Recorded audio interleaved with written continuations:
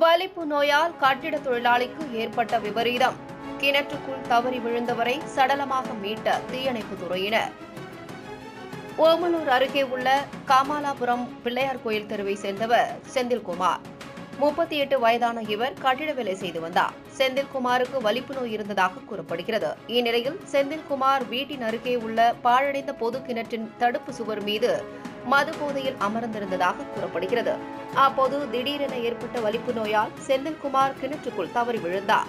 அருகில் இருந்தவர்கள் அளித்த தகவலின் அடிப்படையில் சம்பவ இடத்திற்கு சென்ற ஓமலூர் தீயணைப்புத் துறையினர் கிணற்றுக்குள் இறங்கி செந்தில்குமார் உடலை தேடும் பணியில் ஈடுபட்டனர்.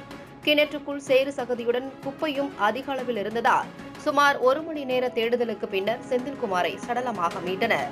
தகவல் அறிந்து சம்பவ இடத்திற்கு சென்ற ஓமலூர் போலீசார் கிணற்றிலிருந்து மீட்கப்பட்ட செந்தில்குமார் உடலை பிரேத பரிசோதனைக்கு அனுப்ப நடவடிக்கை எடுத்தனர். ஆனால் செந்தில்குமாரின் உறவினர்கள் பிரேத பரிசோதனை செய்ய எதிர்ப்பு தெரிவித்த நிலையில் சடலத்தை உறவினர்களிடம் ஒப்படைத்து சென்றனர்.